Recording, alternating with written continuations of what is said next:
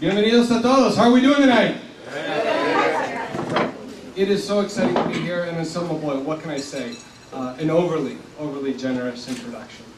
But coming from you, what can I say? I'm humbled. Thank you. And you know, what we're here to talk about tonight is opportunity. And every time I come to La Casa de la Esperanza, that's what I see, opportunity being created. And people don't usually put those two things hand in hand. But since 1966, La Casa de Esperanza has been giving early childhood education, instruction, to the children who need it. And that creates opportunity. Those children now will go on to be successful in school and have a tremendous amount of opportunities before them. Everything from that to the weatherization programs, to the workforce development programs. Once again, giving people the tools they need to be successful. Once again, creating opportunity. So I just want to take a moment to ask Anselmo for you and all your board members and the staff to stand up and just get a big round of applause. Because I travel the country and what you have here is special. Thank you. I'm also quite pleased to say that LULAC has played just a small part in that. Over the last, I want to say, combined 7 years, LULAC, with our corporate partners, has awarded La Casa, because of their excellent work, a technology center. So if you go downstairs or go over here, and someone could show it to you, a room full of computers with software, internet access support, everything included. And they did such a good job with that technology center that here, I was just here, 4 months ago, with the president of Time Warner Cable from the Midwest region, and we agreed to upgrade the whole thing. So, you know, keep up the good work. We know the computers are being used, and we know that kids are coming here to learn about technology. We know that parents are coming here to apply online for jobs and to look for work.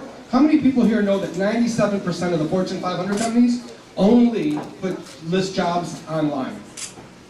If you don't have access to get online, you will be left behind. And that's why programs like this are so important, to make sure we're not asking for something for nothing, but we're asking that everybody have the same opportunity to succeed, and that's the opportunity you're creating here at La Casa, so congratulations. I speak so much about opportunity because it is something that, and you stole my word, I'm a little bit passionate about it. I'm going to take you back 65 years, before I had some of this brain. And I'm going to take you down to South Texas, where a little 5-6-year-old boy is, and forgive me, I get a little emotional at this point, starts to climb into the back of a pickup truck. And in the back of the pickup truck, he sees 4 little girls, his sisters, and his other brother back there, and he sees his mom and his dad in the front of the pickup riding with the driver. And here he is at that tender age, and they're starting their journey to Indiana. The growing season's near. So he was just barely begun school, and he's having to jump in the back of a pickup truck to go to Indiana. It's usually cold early on. Working in the fields, picking fruits, vegetables, through the heat, through the cold with his entire family. And he would come to say later on that while he was proud of the work he did because he was helping to earn money to keep the family together and to help him survive, that as he would grow up year after year, he would pledge to himself, you know, if I ever grow up and I have a family, I want to make sure they never have to do this. I want to make sure my kids never have to experience this. And he always kind of hid it, but every now and then it would come out. The physical hostilities that he faced along the way, and other hostilities that were not so physical. I'm sure you understand what I'm talking about. And through his hard work, and out of the love of his life, they managed to put all of their kids through college, so that they would have the opportunities that they never had. In the end, isn't that what we all want for our children? Isn't that what we want for our community? And the reason I'm so passionate about that was that little boy, forgive me, I get choked up because I see my little ones right there, was my dad.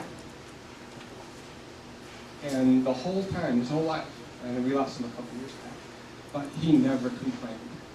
And he always said, it was my duty to do this for my kids.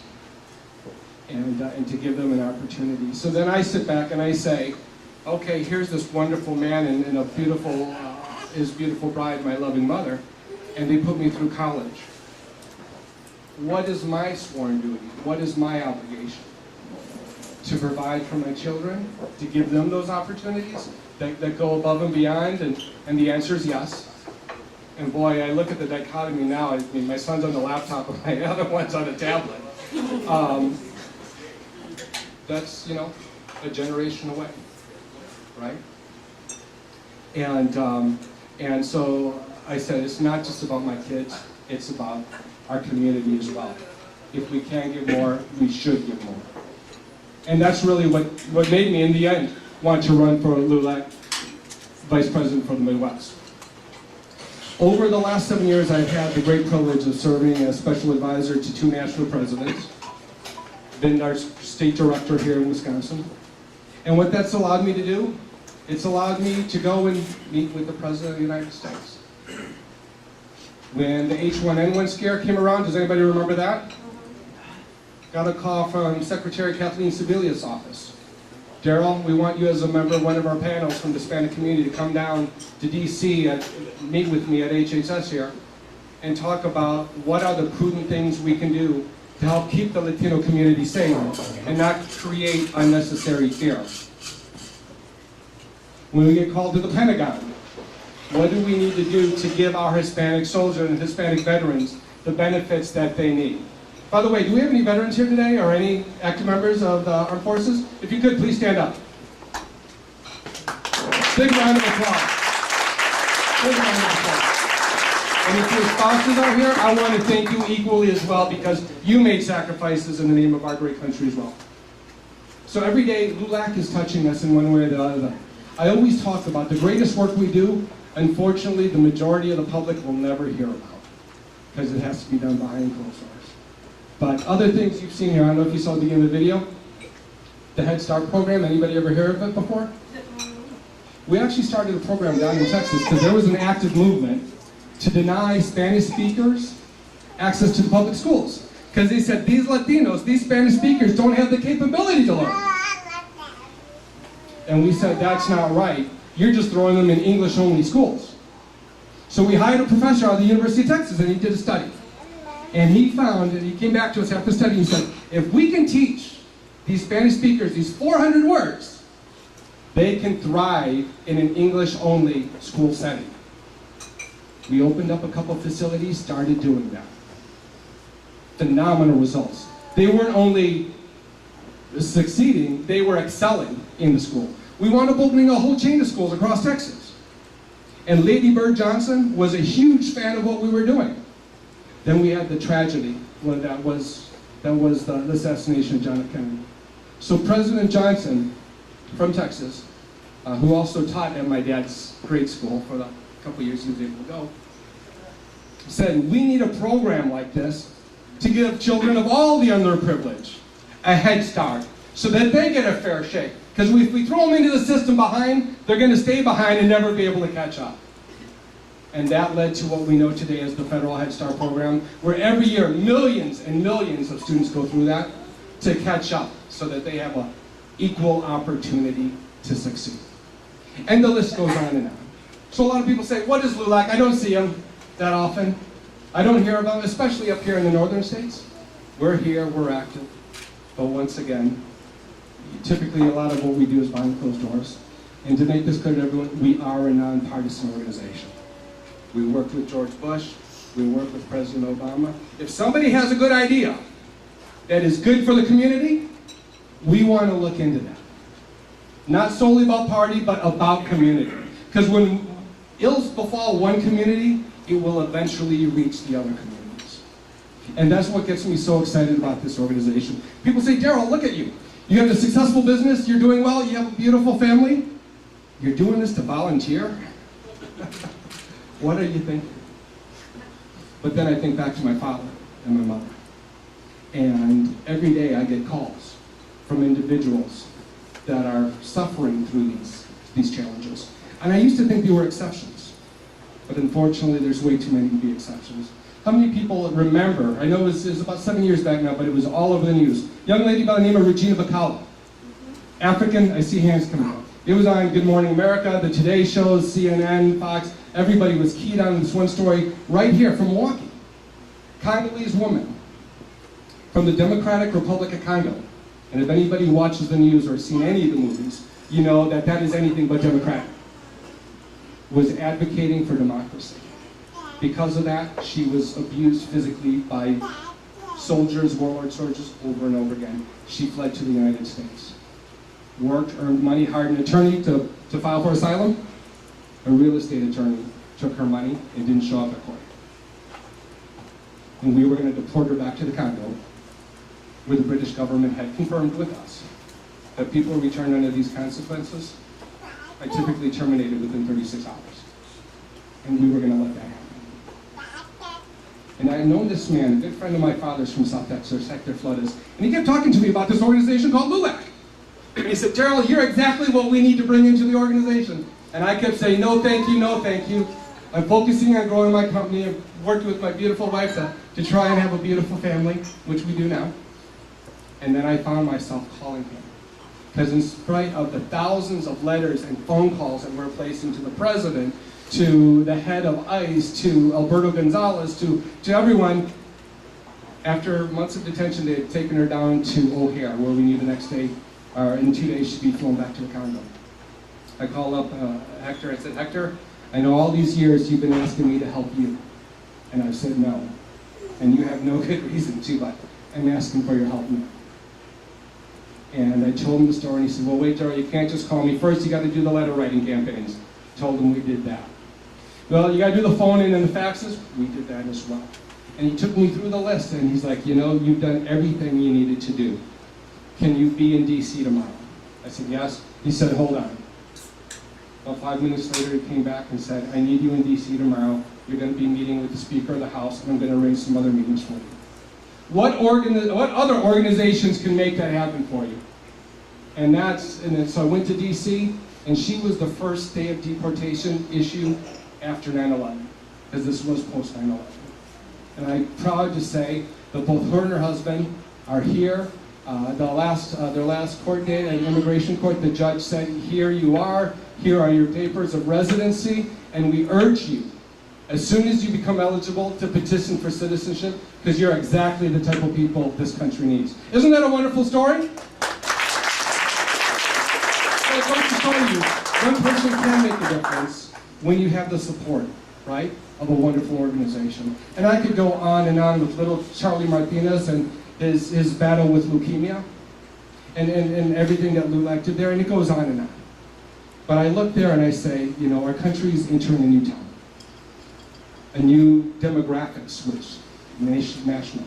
Here in southeastern Wisconsin alone, the Latino population has grown 75% over the last 10 years. And I know that because when the city of Milwaukee wanted to turn to an organization to take the lead, to do the census count, they turned to LULAC. And once again, we were there leading the charge. We see a lot of political division right now. And the focus on the division, when we know there's actually a lot of common ground where we can work on. Once again, less party, more community. When I look at the issue of comprehensive immigration reform, when I talk to the vast number of people, both minority and non-minority throughout the country, everybody says, hey, we need to secure our borders, but we also realize we have to do something about the people who are here paying the taxes, abiding by the laws, and by every other means have been wonderful citizens. So that's something we just need to move on. It's been far too long that we waited to get that done, and I think it's been to everyone's detriment. So that is something that I want to make a priority. Education, number 2. There is a need to improve where we're at right now. Nationwide, we have over 4 million students dropping out of school every year. That has 2 implications. Number 1, a high school dropout is proven will make, on average, $1 million less over their lifetime than somebody who graduates from high school. Right? A dropout will actually cost the average taxpayer $270,000. Where does that go? Social assistance program, incarceration programs, law enforcement and prosecution programs, drug prevention, drug abuse programs, etc. So when you look at it and you break it down, does it make sense to invest up front and have a healthy and growing and educated society, or have to do the real heavy lifting on the backside? So there's those types of things that we're looking at. We also know that we're living in a different time. And the tools that we've used to make changes in the past don't necessarily mean they're going to work in the future. We need to be smarter about how we move forward with our public policy decisions. We need to become better chess players. All of us. We all need to get invested in moving forward in the community to make sure our voices are heard. Because democracy only works when everybody's out there working together. So, anyways, that's why I've decided to throw my hat in the ring. So I get a chance to come out and meet with people like you. And over the next six months, and I've shared this with a few of you, the way the National LULAC Constitution reads, my race is a nationwide race. So I'm going to be meeting in town hall forums from Puerto Rico all the way up to Washington State over the next 6 months. Wanting to not just speak and share my views, but more importantly, to hear your views. Because the next time I walk into the White House, next time I walk into the Pentagon, the next time I walk and meet with a cabinet secretary or a governor or other elected official, I want you to know that I walk in there with the information that you wanted to share with me. That your opinion counts, that I am listening to you, and in a sense, you're walking in that room with me. Because I will always make myself available. If anybody who's worked with me in the past knows anything, to my wife's dismay, I answer my phone every time. But I want you to know that I'm here for you. Because why? It's about opportunity. And once we're able to create the opportunity, I know we're capable of. Not only can we create that opportunity for Wisconsin, not only can we create that opportunity for the entire Midwest, but we can create that opportunity and success for our entire country. And that's why I stand before you today, and I say, my name is Daryl Moraine, and I'm running for the LULAC National VP for the Midwest, and I'm asking you for your support. Thank you all. Thanks for coming out tonight. God bless you. God bless the United States of America.